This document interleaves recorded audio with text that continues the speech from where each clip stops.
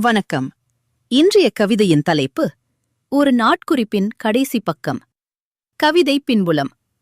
கனவுகளின் தோல்வி, இளமையின் போக்கு, காலத்தின் கோரம், முடியாதவற்றின் சுமை ஆகியவை அடுக்கிய ஒரு நாட்குறிப்பின் கடைசி பக்கம் மனிதனின் அகத்தின் பிரதிபலிப்பாக இக்கவிதையில் சித்தரிக்கப்பட்டுள்ளது. இனி கவிதைக்குள் செல்வோம். எழுத்துக்கள் நடுங்கும் அந்த இறுதிப் பக்கம்.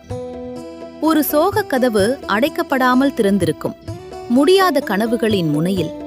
அங்கே இளமை என்ற முள்வேலி, எதிர்காலம் என்ற பெயரில். காலம் பறிக்கும் முன்னே எழுதி முடியாத கவிதை.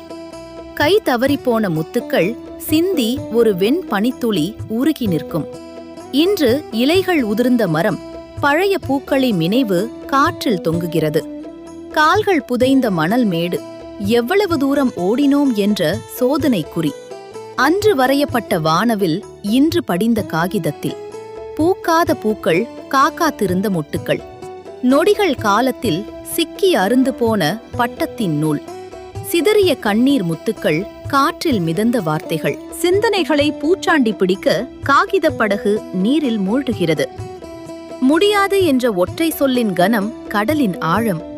என் கையில் எழுதா முடிவுகள், கனவுகளின் சாம்பல்.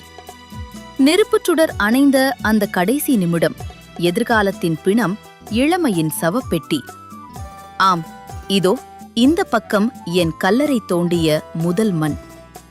இருட்டில் ஒளிரும் எழுத்துக்களின் சிதைவுகள் இனி யாருக்காக?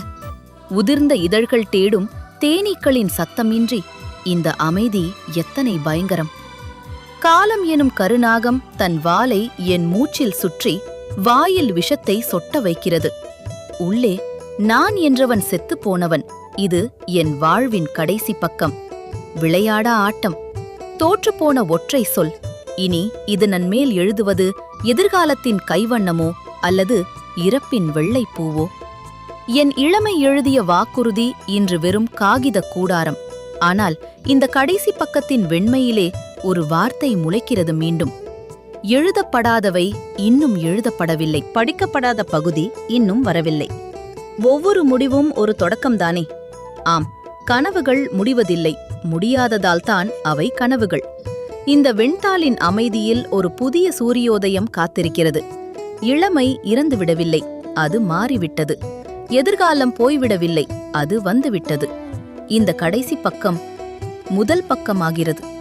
மண்ணில் புதைந்த இளந்துடிப்பின் முடியாத கனவுகளின் விதைகள் ஈரமாய், வெயிலாய் வேரூன்றி இன்னொரு காலத்தின் மரமாகின்றன.